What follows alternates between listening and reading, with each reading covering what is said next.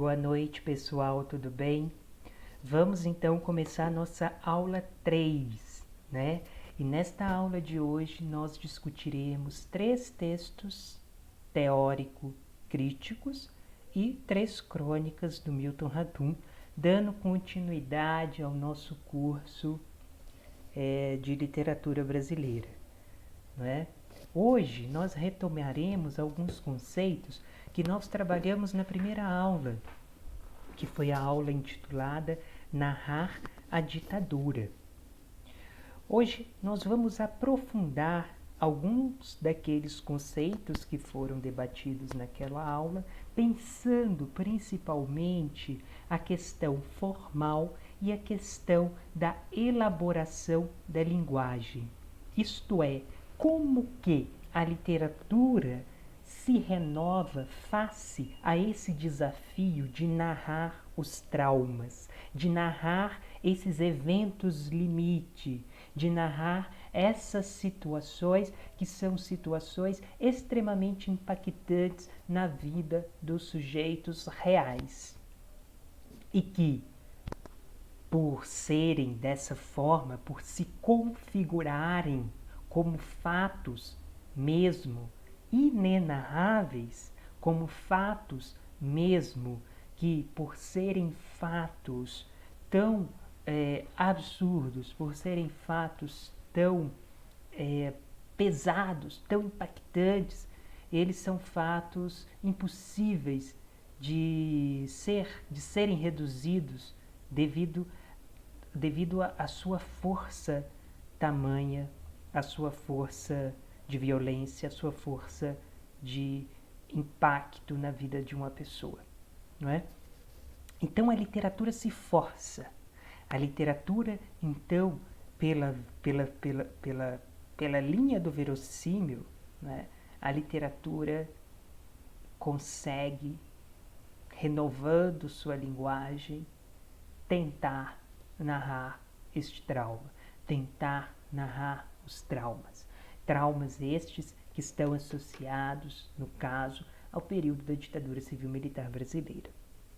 Então nós vamos ver a partir da perspectiva de 2 autores, 2 professores, né, o professor Jaime Ginsburg e a professora Eurídice Figueiredo, qual é a importância da literatura neste papel de recuperação de um passado histórico e como que a literatura, com a renovação de suas formas, ela tenta dar voz a estes silenciados, a estes seres recalcados pelo processo histórico e que, pela via de uma nova representação, problematizando inclusive a representação realista, a literatura se alça como potência de arquivo. Vamos ver isso partes por partes. Vamos começar com o texto do professor Jaime Ginsburg, que é um texto bastante interessante, chamado O Narrador na Literatura Brasileira Contemporânea. E pelo empreendimento que ele evoca, trata-se de um texto muito semelhante ao texto da professora Maria Zilda Cury, em que ela, naquele texto passado, procura fazer um panorama da atual literatura brasileira, estabelecendo como corpos principalmente romances, né, prosas de ficção elaboradas e escritas a partir dos anos 2000. O professor Jaime Ginsburg, ele vai também nessa direção, ele quer estabelecer um panorama da literatura brasileira contemporânea, tendo em vista principalmente o narrador, as técnicas narrativas, mas ele retrocede no tempo. Ele vai procurar analisar alguns romances desde pelo menos a década de 1960 até os dias atuais mais contemporâneos. Lembrando que este texto é de 2012. Então, assim, pode ser que de 2002 para cá, muita coisa já aconteceu e ainda análises devem ser feitas sobre essas produções. Mas vamos ao texto. Ele começa situando justamente esse corpus de análise. O corpus de análise do professor Jaime Ginsburg será a produção literária brasileira no período de 1960 até o presente. O presente, que eu digo, é o ano de 2012, quando foi publicado este texto. E ele, assim como todos aqueles que se debruçam sobre a literatura brasileira contemporânea, marca um seguinte aspecto, uma seguinte questão que é muito importante de ser pensada. A literatura brasileira contemporânea, assim como foi evocado pela professora Maria Zilda Cury naquele outro texto, representa um desafio. Por quê? Primeiro, pela questão de que é uma literatura produzida neste momento. Ainda não tivemos o tempo necessário para que ela pudesse se decantar, para que ela pudesse se amadurecer, e nem nós, que somos críticos, pudéssemos estabelecer categorias de análise precisas para essas obras. Contudo, devido à sua força de expressão e devido ao que elas trazem em si, as suas forças de renovação e tudo isso que a gente vai ver nesse texto, é necessário estar sempre atento a estas obras, até porque o crítico, o bom crítico, inclusive este texto traz esta passagem do Antônio Cândido, o bom crítico é aquele que está atento às obras atuais, às obras que estão sendo produzidas no tempo presente. O crítico precisa estar atento a estas obras. Claro que não esquecendo das outras obras ao longo da nossa série e tradição literária. Mas é preciso estar atento às obras que estão sendo produzidas na contemporaneidade para entender como que o fenômeno literário está se renovando e está adquirindo a dicção de nosso tempo. Problematizando sempre esse nosso tempo, pelo viés, pelo viés do Agamben, por exemplo, de enxergar a escuridão de nosso tempo. Bom, e ele diz o seguinte, ele defende que representa o desafio para a historiografia e crítica literária que lidam exclusivamente com valores canônicos e periodização. A literatura brasileira contemporânea, devido à sua renovação estética e formal, ela rompe com certos paradigmas canônicos que estabeleciam um modo de compreensão da literatura até pelo menos a primeira metade do século XX, em que certos paradigmas da tradição canônica orientavam o modo de leitura e de análise das obras até então produzidas.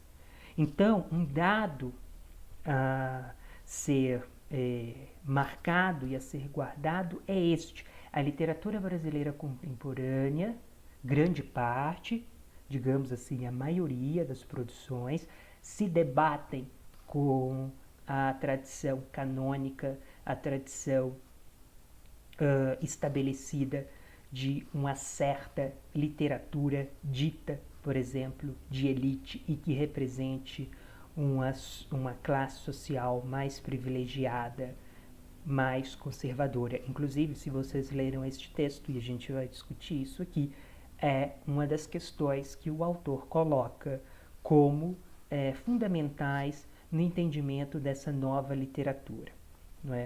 Então, justamente por conta de todas essas inovações, tanto no plano estético quanto no plano ético, crítico, social, a literatura representa um desafio para a historiografia literária e para a tradição literária tradicionais. Então, até mesmo a crítica, nós que estamos no espaço da crítica, precisamos nos renovar.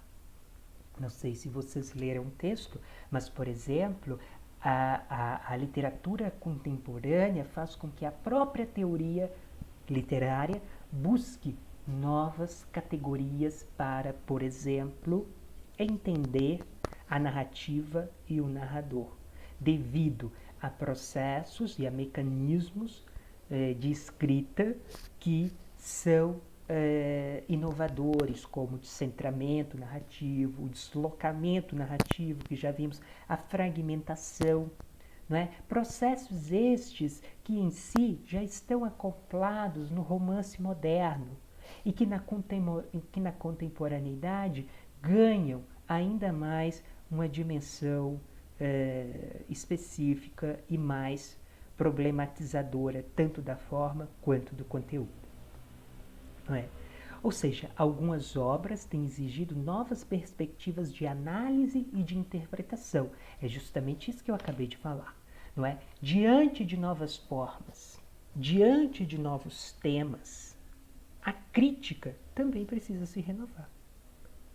Não é? A crítica não pode ser mais um espaço atrelado a uma visão tradicionalizante e conservadora de literatura, uma vez que esta nova literatura é uma literatura que desafia inclusive a própria crítica a promover, então, novas perspectivas de análise e de interpretação.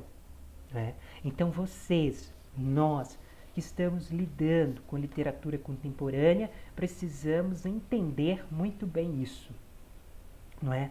E ao longo do curso vocês entenderão isso com mais clareza e com mais profundidade. Aqui é apenas uma introdução, não é? E uma introdução que começa do contemporâneo, né? O que é bastante interessante, não é?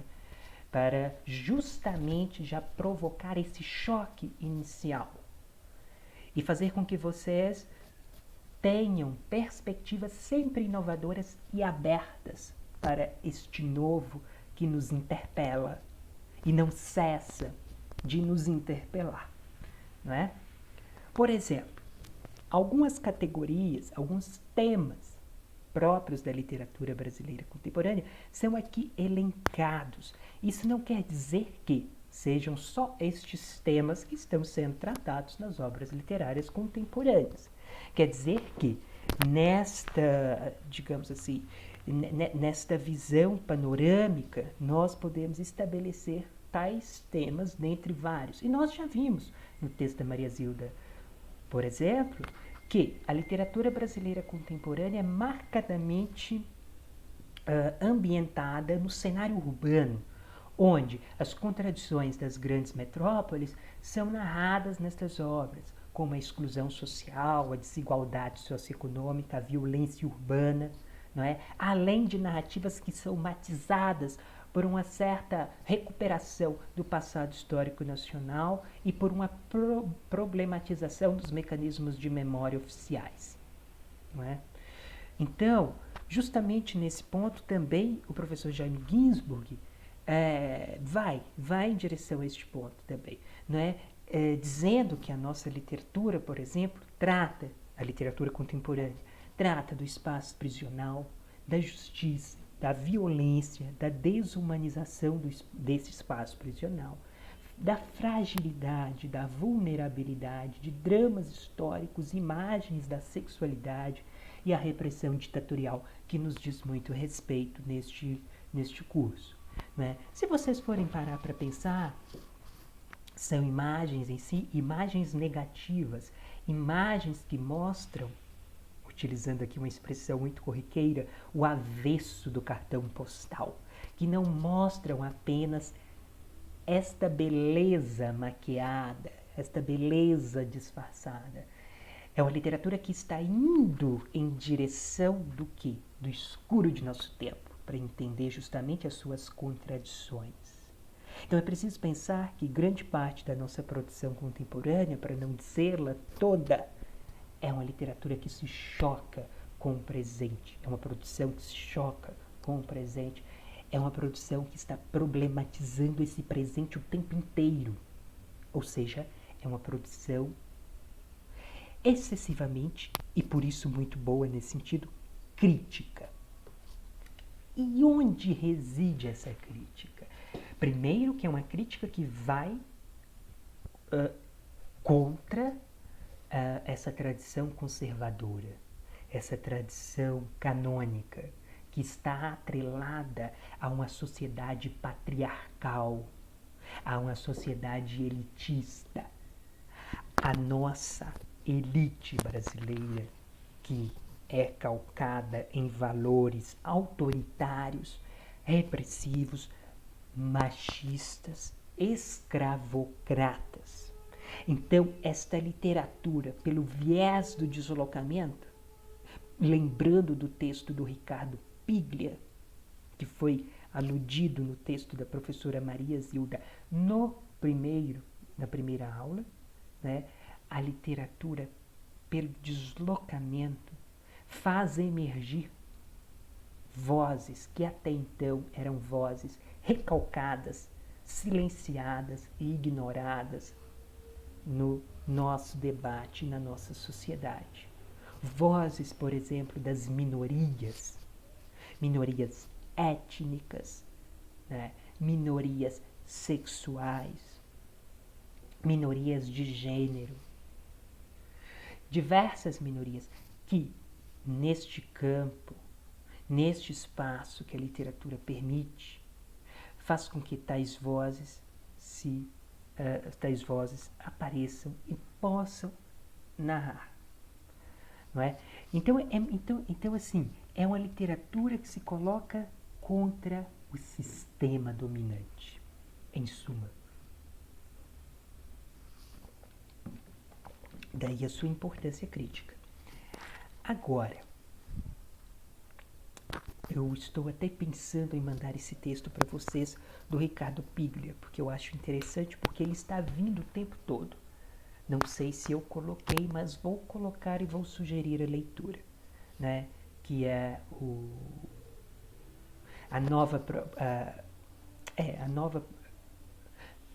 uma proposta, na verdade, uma proposta para o novo milênio, né? Uma proposta para o novo milênio. E esta proposta justamente reside em entender o deslocamento operado no nível narrativo para que outras vozes que são historicamente recalcadas e silenciadas possam ter espaço de fala, possam ter local de fala, que é um conceito muito contemporâneo. Muito bem, voltando aqui ao texto, né? Então há uma diversidade de estilos, de vocabulário e de ênfases temáticas. E por isso há dificuldade em abstrair um estilo de época. É justamente isso aqui que estamos falando. Ok, nós falamos aqui de alguns temas, mas a literatura contemporânea, ela é difícil de ser categorizada, assim como toda a literatura, né? Se formos parar para pensar na dimensão estética e criativa da literatura, é quase que um pecado ficar categorizando a literatura, classificando-a e colocando-a em caixinhas de escolas literárias, como faz a tradicionalização, como faz a crítica canônica e periodicizante. Porque a literatura, quando é uma boa literatura, ela supera todas essas fronteiras estabelecidas e cada autor, cada autora possui em si características que jamais poderão assim ser reduzidas.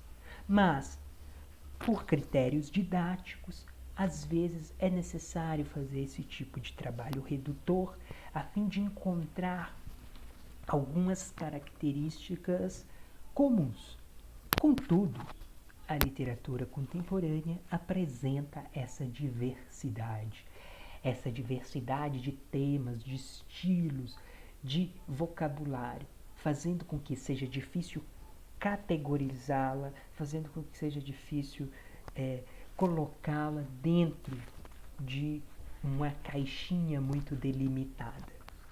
E isto é um desafio enorme para a crítica, no sentido de que, às vezes, a crítica quer fazer esse papel redutor, que não é tão interessante nesse sentido, diante da diversidade que a literatura contemporânea traz em si, não é? E por isso outro ponto, aqui, contudo, há tópicos constantes e interesses recorrentes. Ou seja, apesar dessa variedade enorme, dessa multiplicidade de temas e de estilos, há temas recorrentes. Temas recorrentes esses que estão ligados a isso que a gente falou, dessa posição ética e crítica que a literatura brasileira contemporânea adota por exemplo, quando, por exemplo, se opõe aos valores da cultura patriarcal, como nós havíamos dito, né? Então, assim, nesta oposição a estes valores da cultura patriarcal, a literatura brasileira contemporânea se faz.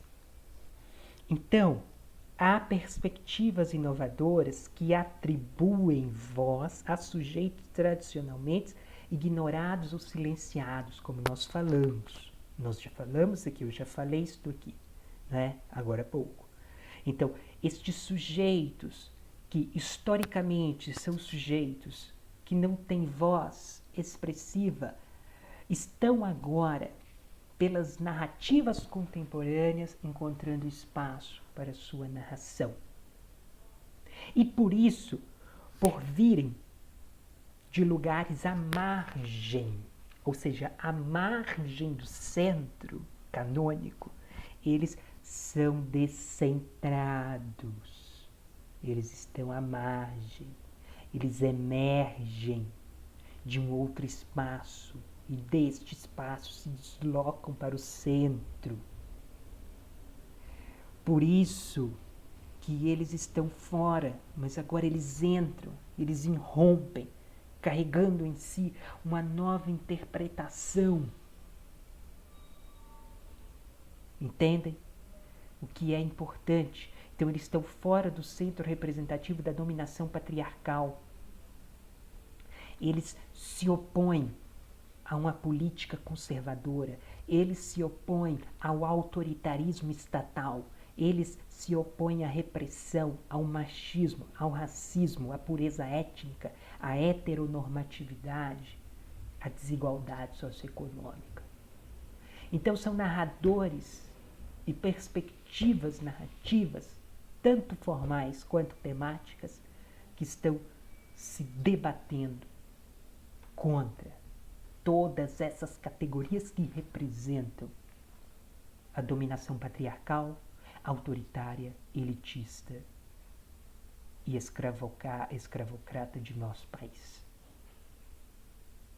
Então, são forças, né, voltadas contra a exclusão social, política e econômica. Forças que se chocam contra esse sistema dominante. São estas forças que a literatura brasileira contemporânea procura abarcar em sua maioria. Ou seja, como já dissemos também, parte da produção literária na contemporaneidade decidiu confrontar tradições conservadoras no país em favor de perspectivas inovadoras. Não é? Então, é interessante pensar nisso. Confrontar o conservadorismo estabelecido exige não só abordar um tema que vai contra esse conservadorismo, mas também formas que não sejam conservadoras. Por isso a literatura contemporânea, assim como toda a literatura, quando está trazendo temas que não representam este lado conservador, também apresenta formas que não são conservadoras, formas antiparadigmáticas, formas inovadoras, formas que já não mais procuram uma linearidade do realismo tradicional, formas que colocam em xeque a representação realista cartesiana, formas, em último limite, que são antiformas, que representam essa linguagem estilhaçada. Não é? É preciso pensar muito nisso, gente. É sério, é um apelo que eu faço a vocês que estão iniciando agora, porque isto é importante. Se vocês começam a pensar assim, eu tenho a certeza de que vocês trilharão um excelente curso de letras. Pensar a literatura é pensar a forma, é pensar o texto, é pensar a escrita, é pensar o estilo, é pensar as escolhas, aí no campo formal, as escolhas formais. Mas isso sem jamais se reduzir e se autocentrar na forma, correndo o risco de sofrer um excesso de formalismo. Mas é preciso partir da forma, porque é na forma que está concentrado o tema. Forma e tema não se separam, só se separam a critério didático, como estamos fazendo aqui, que é uma separação arbitrária. Contudo, eles estão unidos. É como se, prestem bem atenção, vamos lá, de novo, um exemplo aqui banal. Esta caneta é vermelha.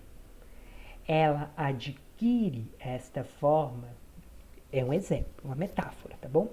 Ela adquire esta forma porque ela contém em si a cor vermelha. Ou seja, para que a cor vermelha se manifestasse, ela só se manifestaria a partir desta forma. Se fosse azul, seria uma outra forma. E assim sucessivamente. A forma é o corpo. Então, se os temas partem de sujeitos descentrados, que estão à margem, e que representam esse choque com a tradição, a forma também precisa ser chocante. A forma também precisa impactar. Ela não pode ser uma forma morta e que, por exemplo, não causa impacto. Por isso que quando se narra o trauma da ditadura ou dos processos históricos violentos, a forma também precisa se rever. Ela não pode ser uma forma morna, como é a narrativa histórica ou documental, que é uma narrativa objetiva e que não mostra a emoção, os sentimentos daquele sujeito que está sofrendo, por exemplo, a tortura ou alguma violência de outro tipo. Porque esse tipo de narrativa mais objetiva não se propõe a isso. Agora, a literatura, com a sua capacidade de reinvenção e com a sua liberdade de invenção, pode e deve fazer isso. Por isso que, na perspectiva de muitos críticos e teóricos, a narrativa literária, e aí eu já estou antecipando todos os outros textos e a gente poderia resumir nisso, a narrativa literária é mais capaz, pelo verossímil, ou seja, pelo que é semelhante à verdade, de dar dimensão da realidade do fato do que o discurso histórico ou documental.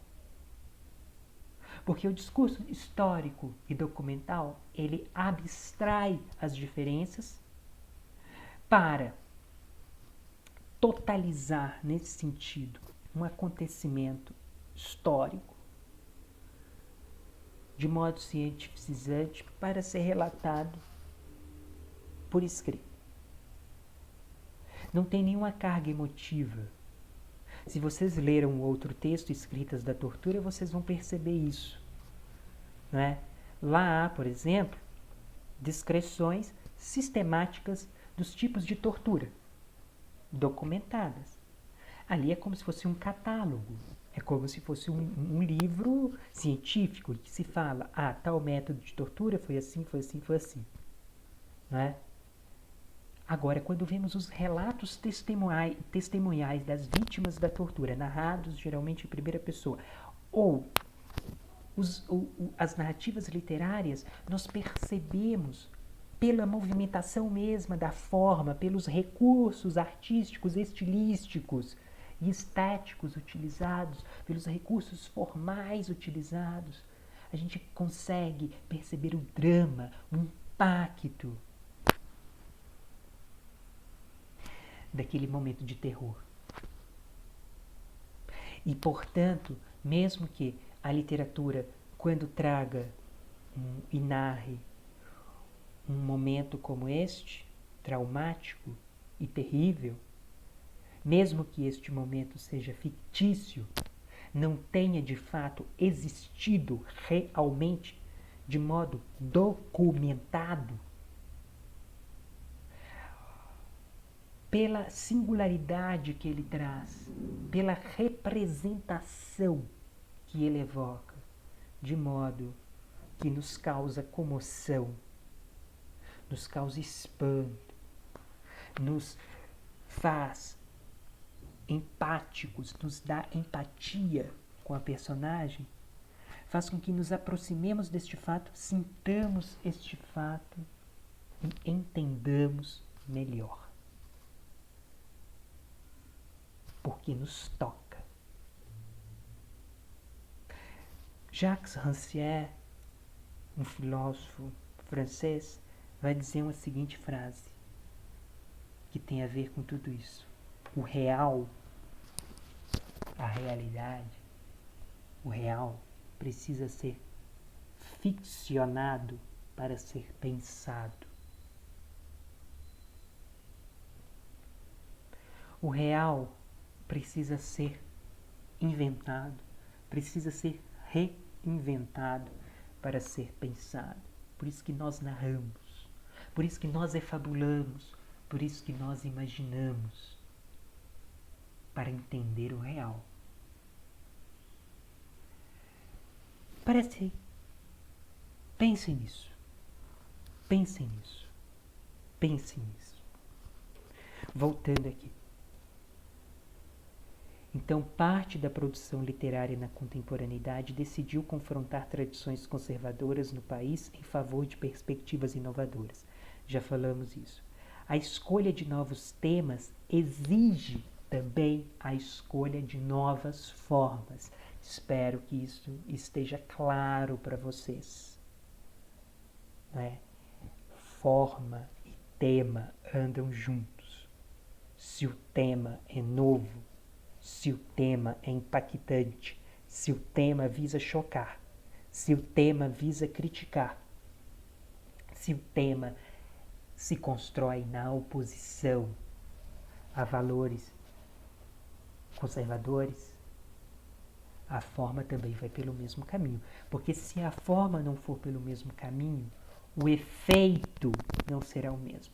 E aí é preciso pensar, a literatura, ela é feita, presta atenção nisso, a literatura ela é feita do feito, mas mais do que o feito é preciso pensar no efeito. Porque a literatura não é feita só de escritor. A literatura, mais do que isso, é feita de leitor. E um leitor, ele precisa, quando recebe uma obra, a obra produz um efeito sobre este leitor. Entendem? Feito tem a ver com aquilo que se faz, que se fabrica. E daí se relaciona com a palavra ficção, que se origina do latim fictor, que é o fabricante, o fabricador. Estão vendo? Tudo se relaciona.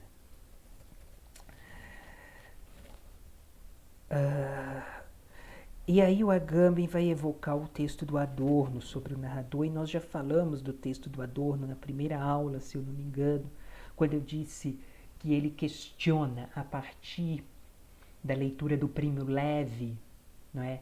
É possível fazer poesia após Auschwitz? Lembro que utilizei a expressão é possível narrar. mas tem o mesmo sentido, porque o Adorno vai analisar o narrador.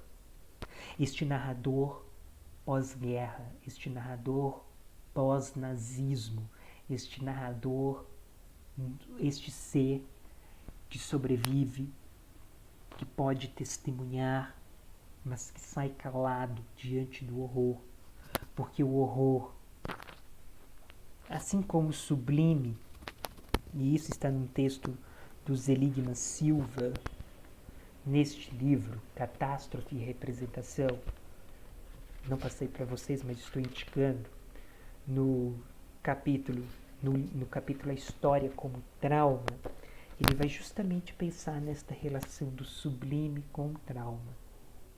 Porque ambos são experiências limite.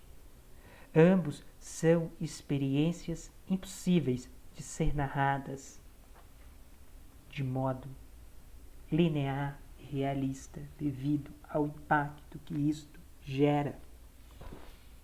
Qualquer tentativa de narração documental ou realista reduzirá o impacto que isso gerou, porque é uma experiência individual tamanha e só este indivíduo conseguiria, porque nem ele mesmo consegue,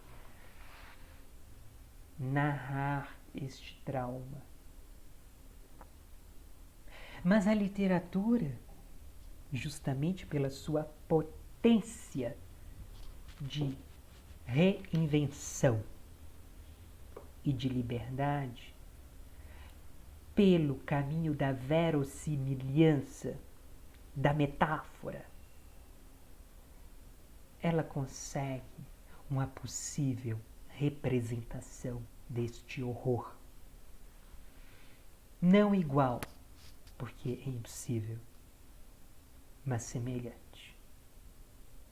Semelhante em termos de impacto, semelhante em termos de carga expressiva, semelhante em termos de carga emotiva, coisa que está fora de cogitação, como eu disse, do discurso histórico, do discurso jornalístico e do discurso documental, uma vez que eles necessitam de objetividade. Entendem?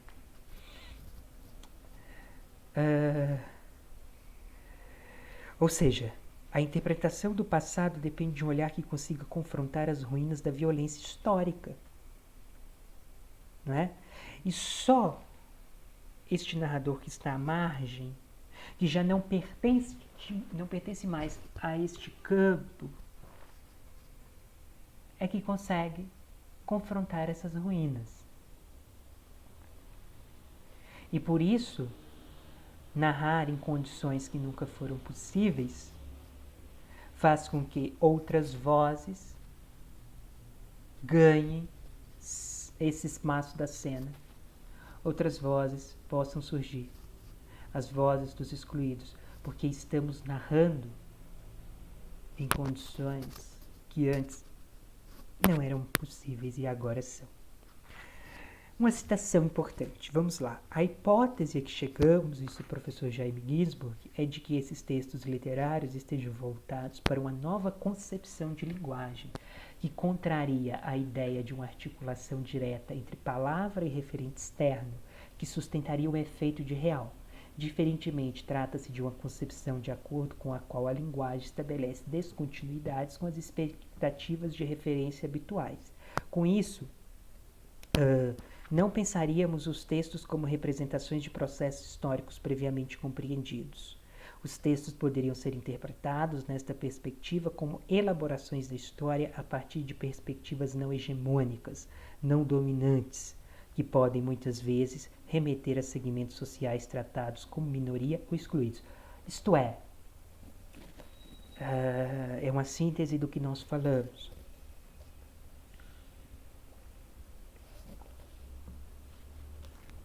Na problematização de uma representação tradicional e realista que abstrai as diferenças e as singularidades dos fatos e cria uma espécie de ilusão de representação, porque o narrado é sempre diferente do vivido e a linguagem não consegue não consegue captar a totalidade da complexidade dos fatos vividos e reais. Nós temos, então, a problematização desse tipo de discurso, a problematização deste tipo de forma tradicional, fazendo com que a literatura se renove formalmente, e também nós temos a emergência de temas que se colocam contra uma tradição já estabelecida. E isso faz com que, a partir de perspectivas não hegemônicas, anticonservadoras, nós tenhamos a emergência de vozes que representam os excluídos e essas minorias. Então, a construção estética não mimética, ou seja, não mimética, não representativa, não realista, seria importante nessa perspectiva por atuar dentro do campo dos conflitos históricos. Obras literárias podem corresponder a intervenções de resistência na medida em que constituem interpretações da história a partir de lugares de enunciação diferentes dos que estão estabelecidos como aceitáveis pelas instituições de controle social. E aí, nesse sentido, é que a literatura ganha ainda mais força e mais importância em critérios éticos e críticos, porque a literatura pode atuar como porta-voz destes excluídos, destes marginalizados, destes perseguidos. E nesse sentido, a literatura funciona como resistência a discursos dominantes, a discursos oficiais, a discursos que marginalizam, que excluem, a discursos autoritários, a discursos preconceituosos, a discursos machistas, misóginos, LGBTfóbicos, a todos esses discursos que não aceitam as diferenças. E é aí que está, e por isso que é uma literatura chocante.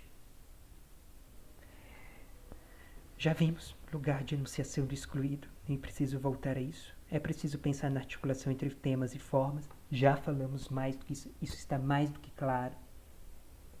Esses lugares de enunciação criativos rompem com a tradição realista, já falamos disso também, havendo espaço para fragmentação moderna e outras formas de representação. Então, aparece muito, e aí os exemplos dados no texto são fundamentais nesse sentido, aparecem muito narrativas fragmentárias, lacunares, descontínuas, assim como os romances que nós vamos estudar e ler, que são romances formalizados a partir de escritas lacunares, descontínuas, incompletas, e que marcam justamente essa incapacidade de um só ponto de vista, de uma só voz centralizadora que dê conta da experiência traumática, que é por si uma experiência também que cinde o sujeito, faz com que esse sujeito se descentre, faz com que esse sujeito se fragmente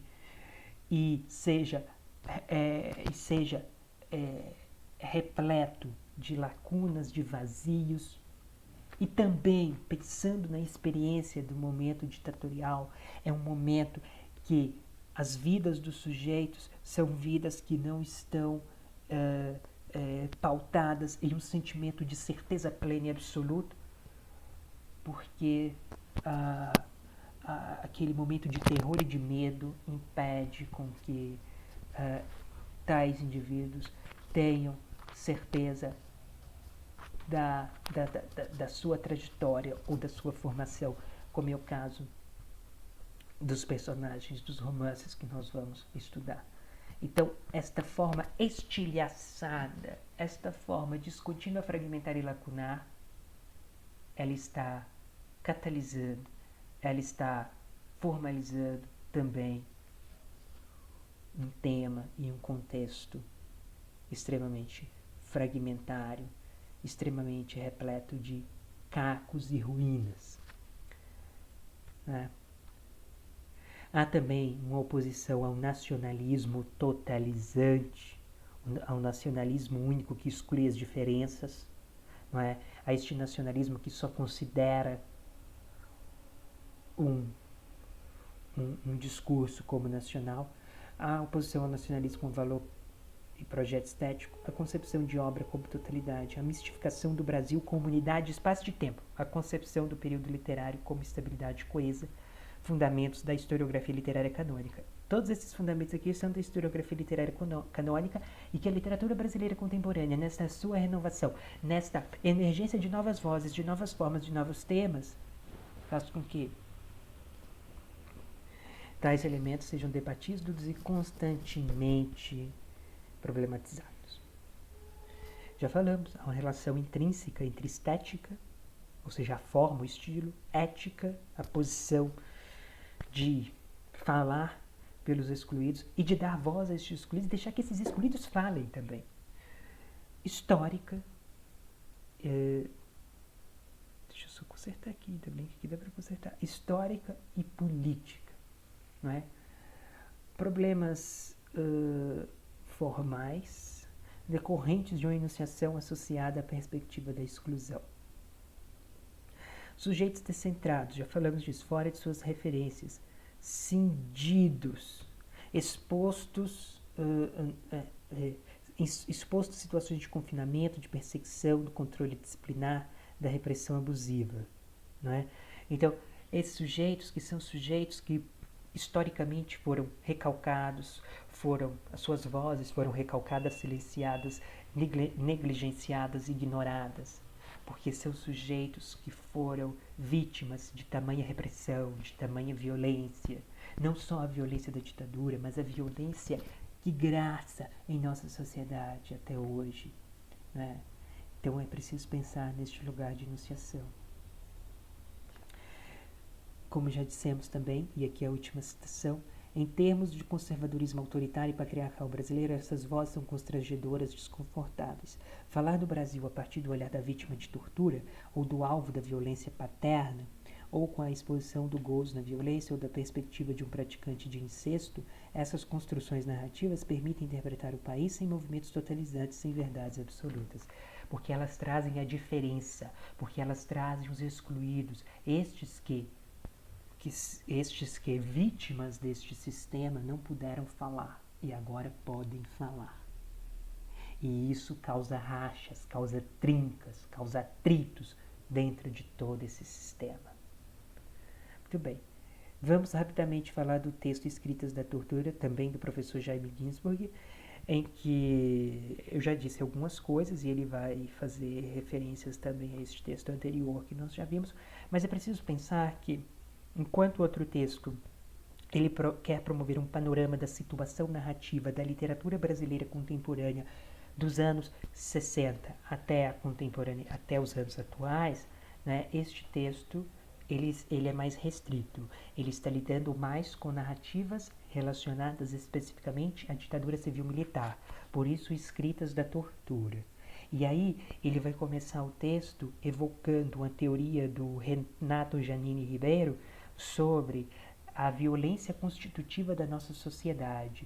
E essa violência constitutiva de nossa sociedade explica em grande parte a permanência do autoritarismo, até mesmo em regimes, até mesmo em períodos considerados democráticos, porque nós tivemos duas marcas fundamentais na nossa história que não foram de fato e totalmente encaradas e problematizadas e superadas e por isso persistem como fantasmas que eternamente voltam, e isso é próprio do trauma, né? O trauma, quando não elaborado, quando não ressignificado, ele sempre vai voltar. Quando não enfrentado, quando não debatido, quando não curado, ele sempre vai voltar, porque o trauma é uma ferida aberta, é uma cicatriz aberta que não foi curada, né? Então, se não é curado, ele sempre volta de alguma forma, volta e volta de formas totalmente diversas, e de modo fantasmático, porque não foi afugentado, porque não foi exorcizado. E quais são esses episódios? A nossa exploração colonial e a escravidão, né? Períodos que se conjugam, de certa forma, e que marcam veementemente um processo de exploração extremamente violento e repressor. E por isso provoca, então, este tipo de trauma que não sendo superado, vai se repetindo. E faz com que a violência se naturalize e volte sob a forma de regimes autoritários. Muito bem, já falamos sobre isso, né? E aí, para narrar o trauma, ele vai voltar a essas concepções que foram colocadas no texto anterior, né? Diante dos traumas, devemos rever, e aqui está errado, devemos rever nossas concepções habituais de representação, de memória e de narração. Porque o trauma em si é irrepresentável, é inenarrável. Como narrar uma experiência limite, uma experiência singular que diz respeito às experiências, né, que diz respeito aos fatos vividos por uma determinada pessoa. Fatos estes extremamente impactantes e que a linguagem não consegue abstrair a totalidade deste evento. Então, diante disso, nós precisamos repensar as nossas formas, e a literatura brasileira contemporânea tem feito isso muito bem, como nós vimos no texto anterior. Aqui neste texto ele vai dar ênfase principalmente ao deslocamento narrativo, ao deslocamento do foco narrativo, utilizando como exemplo um conto do Luiz Fernando Veríssimo, O Condomínio, né? Então é preciso rever a relação com a linguagem e obter novas formas. Forma e linguagem capaz de provocar no o leitor a avaliar a dimensão singular, como já dissemos, estranha e terrível da experiência sugerida. Deve causar perplexidade. É aquilo que eu estava falando. Diante de uma experiência como essa, diante de uma experiência autoritária e violenta como essa, que causa na vítima extremo impacto, causa esta experiência limite, por exemplo, diante da tortura, não é? É algo que deve, pelo efeito que nós falamos que a literatura deve provocar, este efeito deve ser de perplexidade, de comoção. E isto se alcança por formas diferenciadas, como nós já dissemos. Então é preciso pensar nisto, né? Deve causar perplexidade. Ou seja, a nossa violência constitutiva, como eu disse, explica a facilidade da implementação de regimes autoritários e a sua normalização pela sociedade, uma vez que são eventos traumáticos representativos da nossa história que não foram superados, que não foram debatidos, assim como a ditadura. Por isso é preciso pensar na ditadura o tempo todo, né? É um dever de memória que a nossa redemocratização não conseguiu fazer, porque ela não puniu os culpados, ela não puniu os torturadores e os criminosos. E isto já começa em 79 com a lei da anistia falha, que concedeu anistia e perdão aos torturadores também, aos criminosos da ditadura. E assim se perpetuou com a nossa democracia. Por isso é importante este processo, né?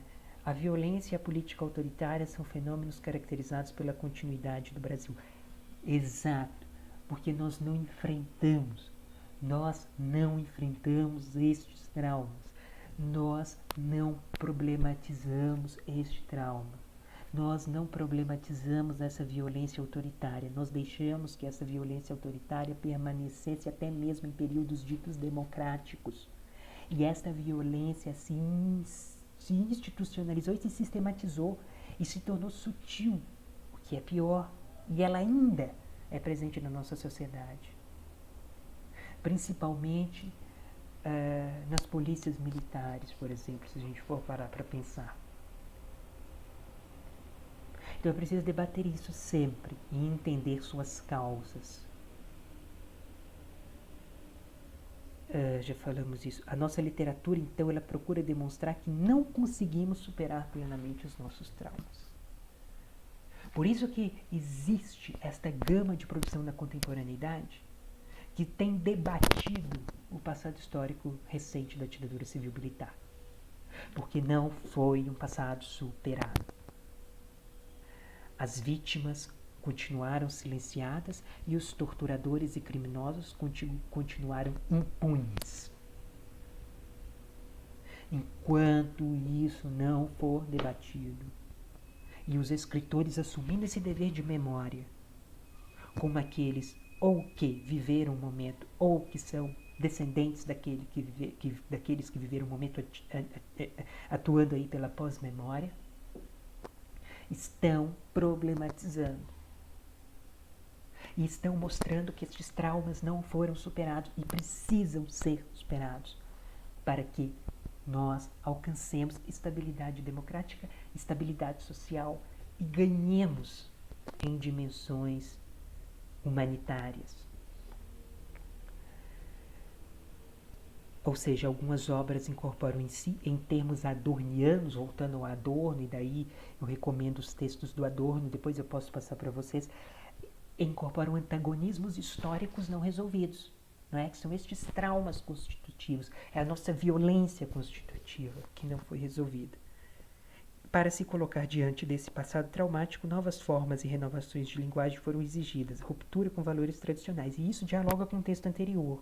É o que nós falamos, não é? Diante de temas que procuram desestabilizar esta ordem conservadora, autoritária e patriarcal, novas formas são exigidas. Para narrar o trauma, novas formas são exigidas.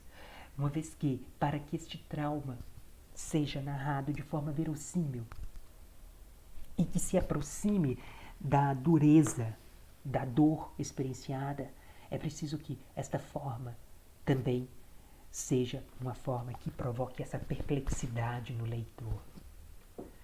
E uma dessas estratégias é o descentramento do foco narrativo. O foco narrativo, e os exemplos que ele dá neste texto são muito claros. O foco narrativo não é único, ele vai se modificando. Isso causa estranheza, isso causa impacto, isso gera um atrito. O leitor começa a ficar incomodado, como eu estou aqui agora, totalmente exacerbado. Isso é bom para que vocês percebam como que é forma e conteúdo, tá vendo? O conteúdo que eu estou dizendo precisa também ser passado por essa forma. Né? É preciso gerar esse cômodo, é preciso tirar a pessoa do lugar para ela começar a pensar, e a literatura tem esse poder. Né? Descentramento, foco, narrativa, fragmentação, né? Narrativa que já não é mais linear, começa aqui, volta para lá, isso provoca esse choque. O mesmo choque, obviamente que não é o mesmo, mas a tentativa de representá-lo, o mesmo choque que é provocado pela tortura, por exemplo. Se ele vem em forma de texto, alguma coisa já acontece, ou se pelo menos quando estamos lendo aquilo, como nos exemplos que ele coloca, e aí eu espero que vocês leiam, quem não leu, se estamos lendo aquilo e nos sentimos apavorados diante daquela situação, a literatura ganhou seu efeito, a literatura fez o efeito, e aí que está, isso é muito mais impactante, e claro que é por conta dessa capacidade de comoção que gera, e de empatia que gera, do que o discurso seco, objetivo do documento histórico. O que não quer dizer que o documento histórico não seja importante. Óbvio que é, ainda mais para critérios de pesquisa. Né? Fragmentação narrativa, suspensão da linearidade temporal, nós já falamos isso.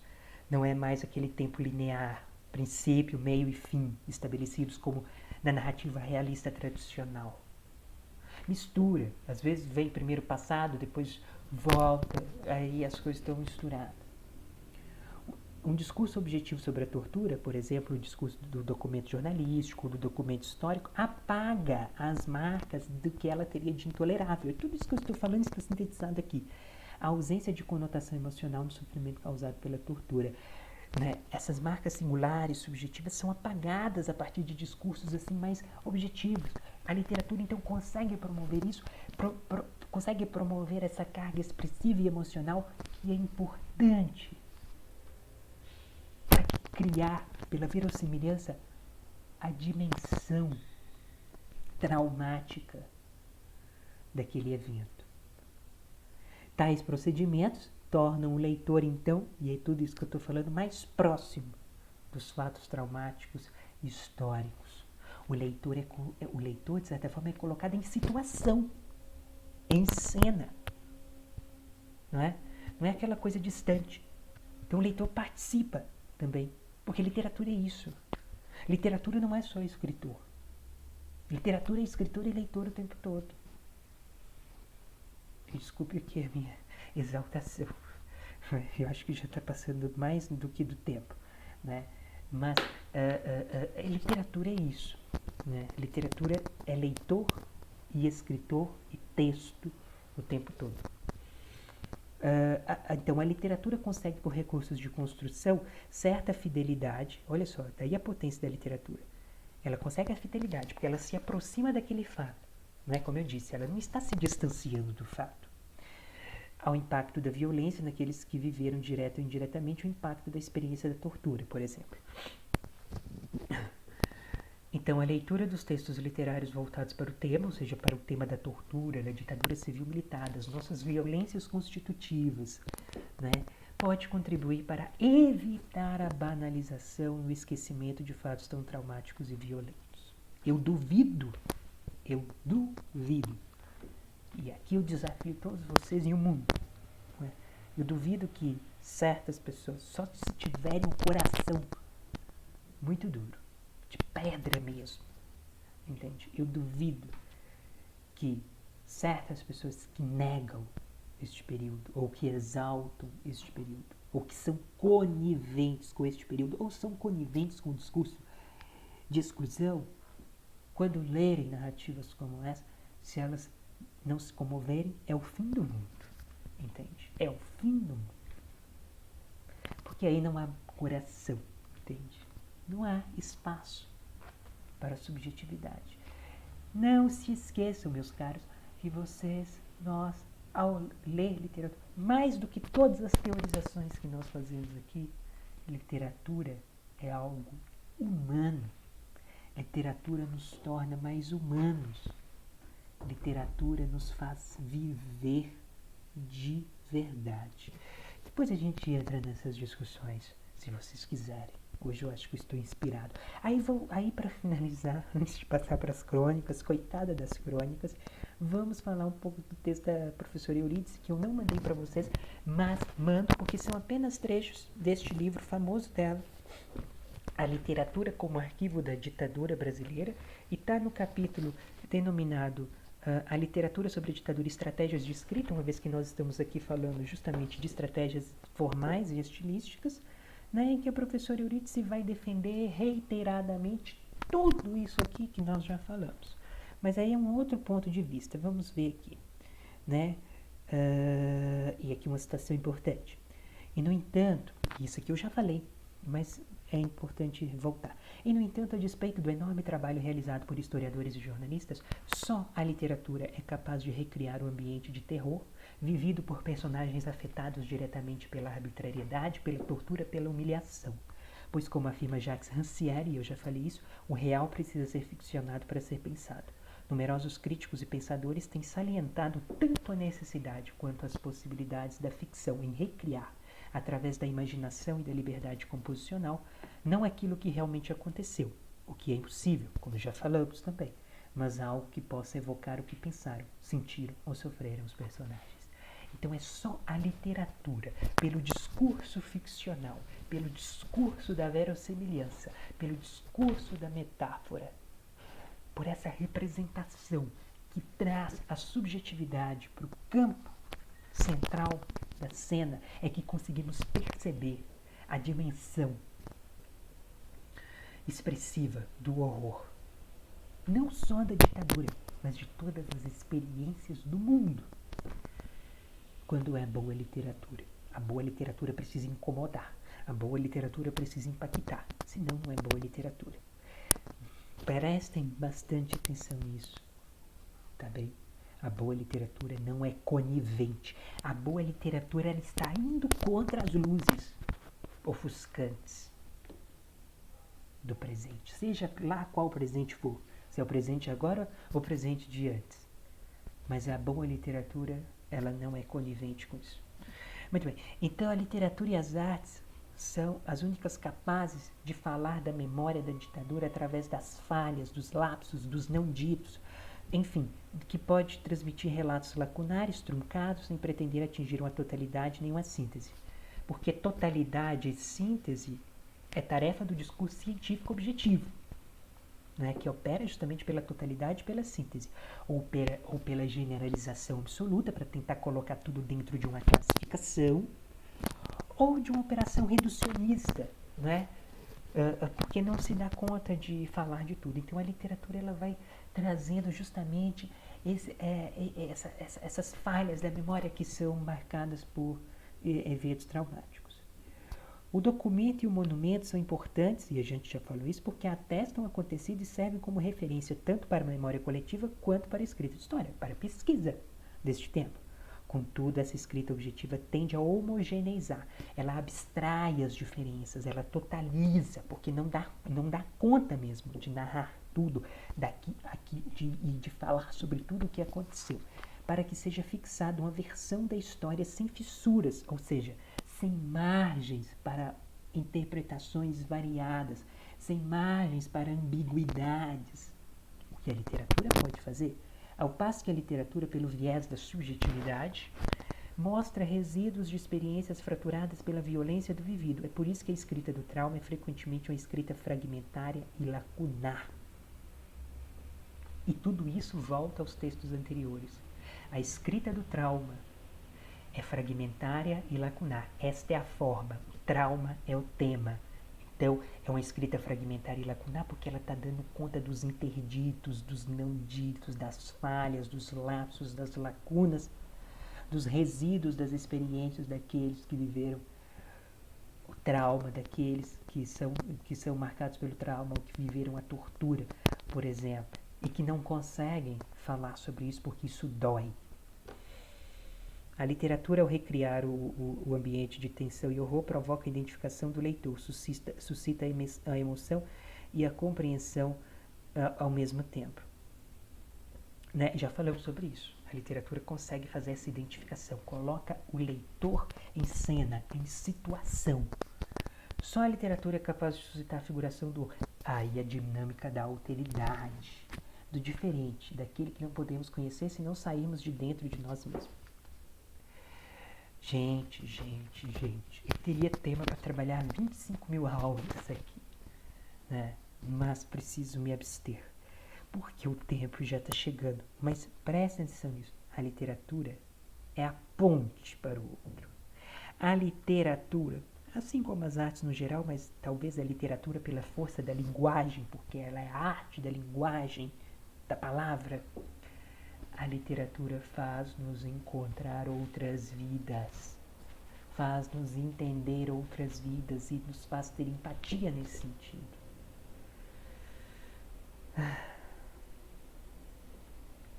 São romances impregnados pelas vidas perdidas, pelos esforços desperdiçados. Então há um sentimento de melancolia nestes romances, assim como nos romances sobre a ditadura, né? Assim como nos romances que nós vamos analisar brevemente. Para falar um pouco das crônicas, depois de toda essa teorização, nós pegamos 3 crônicas que de certa forma guardam relação com o período da ditadura militar. A primeira é o exílio, né? Que o exílio é um fenômeno que acontecia muito naquele momento, né? Principalmente em relação aos dissidentes políticos, né? Mas esta crônica é interessante porque ela se passa em Brasília, né? Ambiente que também é o cenário da trilogia O Lugar Mais Sombrio, e também tem a ver com a experiência do próprio Milton Ratum, que quando jovem estudou no colégio de aplicação da UNB, ou seja, da Universidade de Brasília, né? E aí nós temos um personagem que é o MAC, né? E esse MAC encontra-se com o narrador no início da crônica, né? O MAC e eles são jovens estudantes que estão ali naquele clima da ditadura, participam das manifestações estudantis que são duramente reprimidas pelos militares, né? E aqui nós percebemos todo este clima no início da crônica. O MAC iria para a rodoviária e nós sabemos que Brasília, porque tem lá a indicação das quadras, né? W3, Sul, Norte, né? E o narrador fala da tarde seca de Brasília, né? Que ainda era uma cidade estranha para ele, porque era um espaço muito grandioso. E isto, é importante marcar isto, porque essas crônicas servem como leitura inicial para os romances, porque isso está nos romances também, né? O narrador, ele se vê constantemente, ele se problematiza constantemente com este espaço de Brasília, que é um espaço muito grandioso, aberto, e naquele momento não evocava nada de liberdade, porque estava se vivendo num período de grande medo e terror. Então, num espaço muito aberto que dá essa ilusão de liberdade, não se tinha, por exemplo, para onde fugir. Quem conhece Brasília pode me falar sobre mais depois. Né? Então, aí tem a presença do campus da UNB, o clima repressivo da ditadura. Nós vemos que os perseguidos, eles estão ali no anonimato, então tem toda uma questão de cautela, né? Justamente por conta do clima de medo que reinava, né? Revolta se irmanava ao medo, então junto ao medo a revolta também, né? Aí houve o cerco militar, né? O protesto dos estudantes, um clima de tensão, né? Palavras de ordem, pichações, panfletos, tudo isso é evocado nesta crônica. E até que o narrador, fugindo de toda essa confusão, ele encontra um lugar tranquilo, que ele julga tranquilo, para fugir disso e esperar a repressão passar. E começa a pensar na sua vida, no que ele fará no outro dia. Ele vai passear no Lago Paranoá e tudo mais, até que vem um momento que corta isso. E olha só, isso aí é uma coisa formal, né?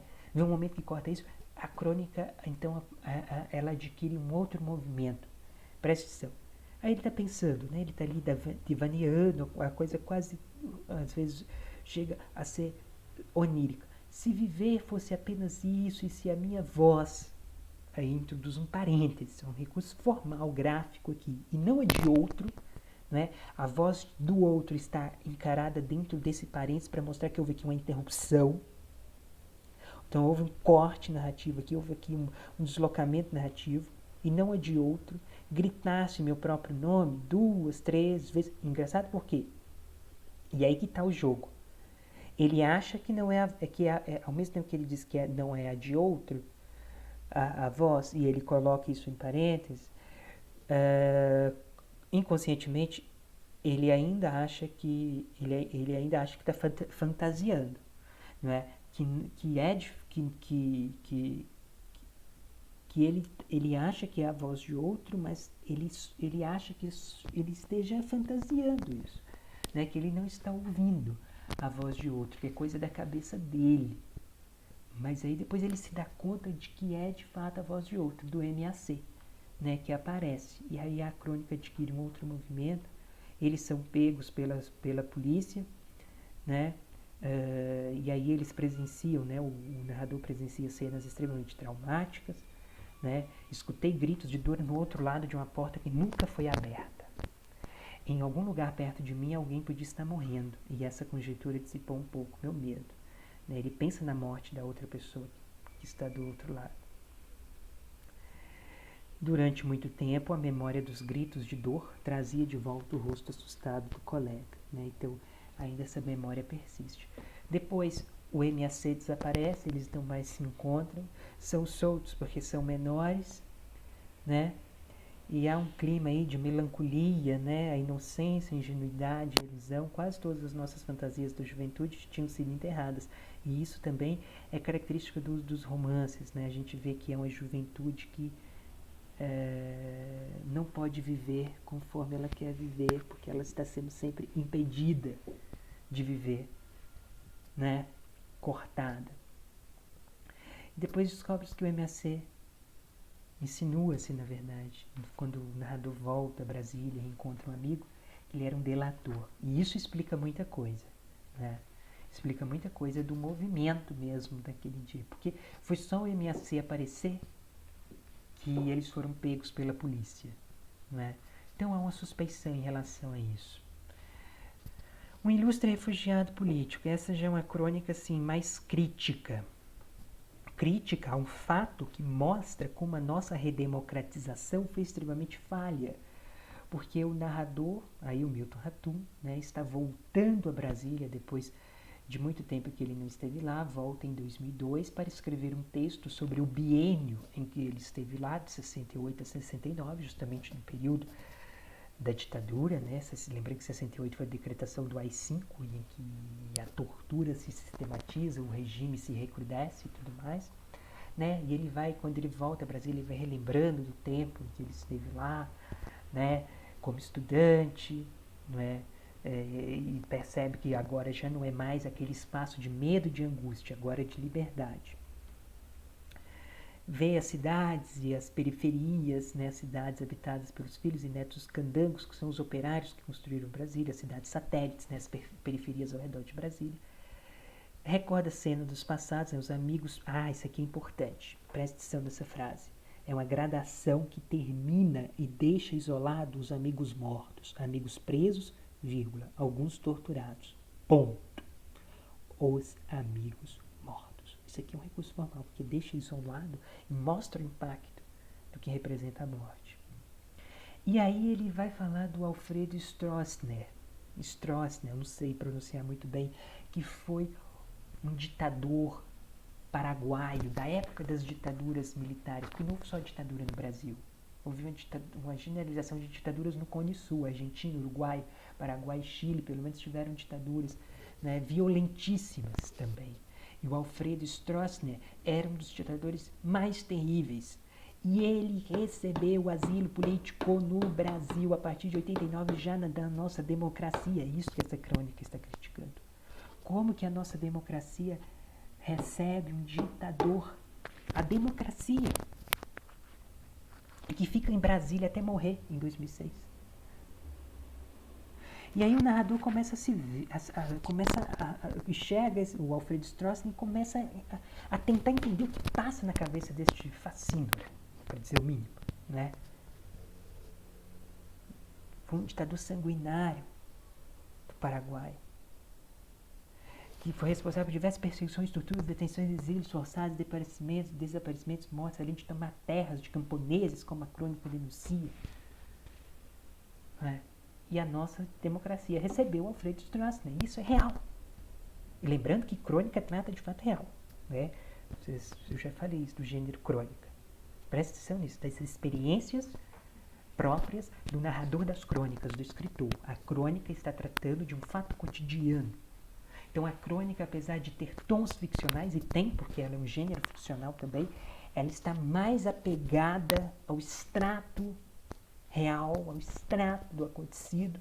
É quase como se fosse uma espécie de notícia ficcionalizada, diferente de um conto, por exemplo, né?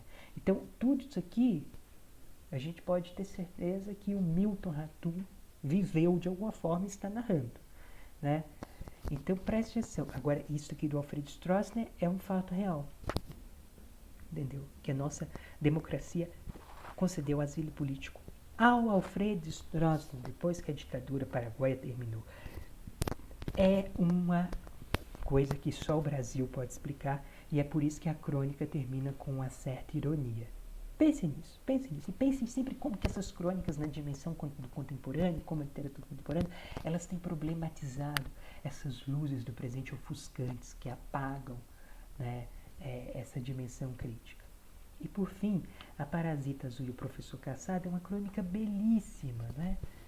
Que é uma crônica metalinguística, que vai começar a falar do fazer literário, né? Da escrita, de onde que surgem as inspirações para as narrativas dos escritores. Aí o Milton Ratum vai falar que muitos escritores acham que vem da infância, da juventude, porque são tempos remotos e que a memória já não alcança mais com tamanha fidelidade E daí a ficção vem para superar essas lacunas da memória e recriar este passado. Então as experiências primevas, né, as experiências originais da infância e da adolescência estão na base de muitas narrativas, assim como traumas vividos, né, estes infernos pessoais, né, traumas, decepções, desilusões, conflitos, né, criando-se um aspecto negativo. Aí ele vai falar de duas experiências importantes na vida dele enquanto leitor. E ele reforça o fato de que todo escritor, para ser um bom escritor, precisa também ser, antes de tudo, um bom leitor. Aí ele vai falar de um livreiro que passa pela sua casa e ele conhece a partir disso o Machado de Assis, a partir do conto A Parasita Azul, daí o título, e depois de um professor no seu colégio, este professor que obriga os alunos a lerem Os Sertões, de Euclides da Cunha. Ele vai entender e como que Os Sertões foi importante para ele, né, para o entendimento de um outro Brasil, e Os Sertões também ali narrando um fato autoritário e violento da nossa história, que foi a Guerra de Canudos, né, que dizimou a população sertaneja do Arraial por nada, né? Depois entro nessa discussão, né? E aí há aparecimento dessa figura, um tanto quanto interessante, deste professor que vive num porão. E daí essa coisa do porão, porque a imagem do porão evoca os porões da ditadura também, em que muitos eram presos, torturados e mortos, e ali depois diziam que estavam desaparecidos, né, os porões da ditadura, o obscuro do nosso tempo, não é? E aí esse professor é caçado pelo regime militar, né, e perseguido. Então tem uma dupla faceta nesse porão escuro. Ele descobre esse porão escuro em que ele vê a biblioteca desse professor, que é admirado pelos livros e tudo mais. E esse porão escuro, foi uma interpretação que eu fiz, é uma caverna de Platão às avessas, né? Porque a caverna de Platão é onde os indivíduos não conseguem enxergar o mundo das ideias, eles só veem o mundo sensível, né? As sombras, mas aqui é o contrário. É aquela luz invisível. A luz invisível que habita esta caverna é a luz dos livros, da imaginação, ou metaforizada na imagem deste cigarro, que é o vagalume que pisca, e lembrando do Didi Uberman, da sobrevivência dos vagalumes, como os sobreviventes, né? Aqueles que são resistentes, né? Que formam resistência também, né? Então pensem nestas imagens evocadas nesta crônica. Esta crônica é belíssima. Para mim é uma das crônicas mais belas deste livro, nesse sentido, porque ela trabalha subjetividade de uma forma muito impactante com um fato histórico doloroso como foi a ditadura, né? Além da da possível imagem fantasiosa da mãe, né? Que ele está procurando uma mãe que está lá e que nunca se vê essa mãe, mas pode ser uma forma de aplacar a solidão, de mitigar a sua solidão, né? É um melancólico este ser. A melancolia se caracteriza também por isso. Pode chegar a pontos de loucura. Bom, gente, é isto. Nem sei quanto tempo que tá isso aqui. Deixa eu até ver aqui agora, né? Tô todo descabelado.